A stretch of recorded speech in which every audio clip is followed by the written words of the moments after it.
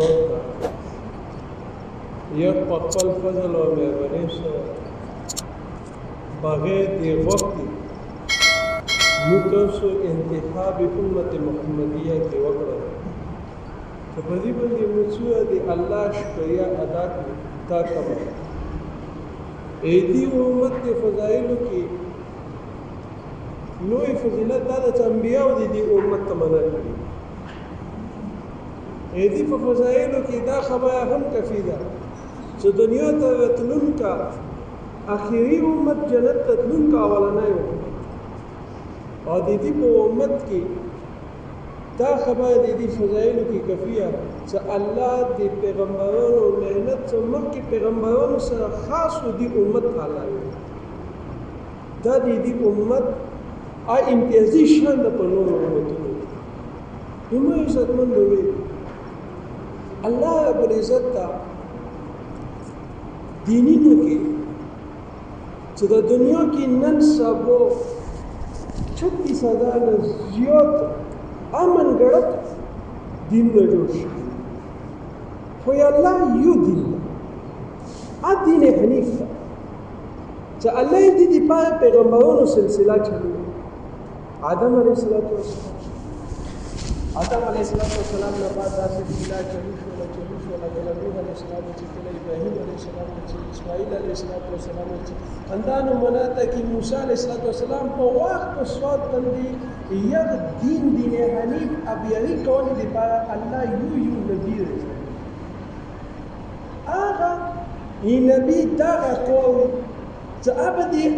دغه بندګانو تعلق الله سره یا الله احکام وته او په هغه باندې به دغه ولې زندگی تیر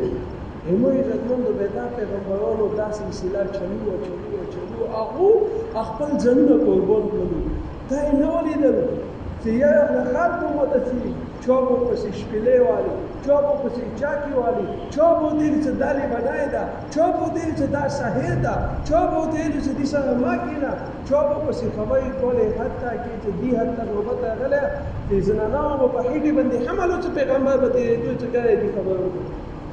یا وو دا دوه تکلیفونه دوه اسیتونه ملو شو ورونه او تبال شو ورونه ته وچوي په هغه باندې کار شو نو عزتمند خو هغه چې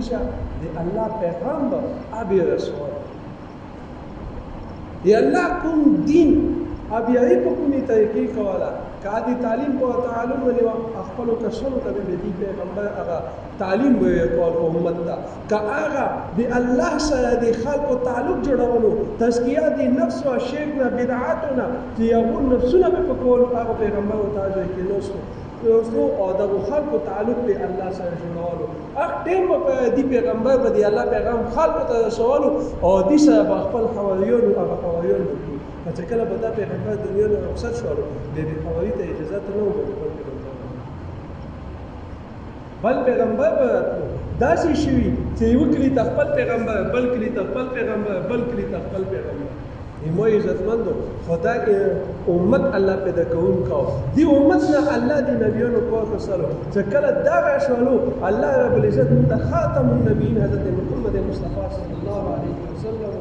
هستی وکړه مودي اغلان لیوا کړ په دې باندې مودي الله چې شکریا ادا کړه مو عزتمندو هغه پیغمبر چې کله پیدا کیږي پیغمبر چې پیدا کیږي هغه شونډې خوچیږي چې کله شونډو ته سوچ کوي او غیږ ته نږدې کوي هغه پیغمبر یې چې احد الله یو ده مو عزتمندو هغه پیغمبر چې کله هغه په لیایي باندې تیږي په کوڼو باندې وشتای شي هغه پیغمبر چې د سای ویني بهیږي هغه پیغمبر غوښې شهیدیږي دین دی پاره دی الله دین دی پاره الله پیغام اسلام دی پاره ولیکن اقما دا پیغمبر دی امت دی پاره دی رحمت زیاده په پاره نوري مو عزتمندو چې کله داغه توج الله دی پیغمبر ته ورکو ما كان محمد أبا أحد من رجالكم ولكن رسول الله وخاتم النبيين ده ختم نبوت توجي تكلا يفساك لارو وست كلا ده توجي يفساش ولا وست پیغمبران وزما تكما وا پیغمبر ته کلا ختم نبوت نو دین بعد به قیامت په خدای وا خلاوي به بدی کی بچی شي کیږي نو الله رب العزت دی امت ته دی هغه پیغمبرانو څنګه پوهیږي لکه پیغمبر علیه الصلاۃ والسلام فرمایي چې د بني اسرائیلو پیغمبرانو کومه ذمه کومه ډیوټي وه به د مو امت علما یو کومه هغه به تعلیم او تعلم سلسله جوړوي نن الحمدلله دا د علومو نن په ټل کې صرف 86 مدرسې دي الله حفظ وسلم هغه سلسله چلو ده هغه انبیاء بل بیان کوو خلکو نفسونه به په کولو خلکو تعلق به الله سره جوړولو نه نه یې په دې لکه چې سره دې دې څه بس نه څه کوم دي استل موجود صادق خلکو تعلق الله سره جوړي یا بل کوم ذمہ داری یا هو خلکو ته د الله پیغام رسول نن الحمدلله دا دی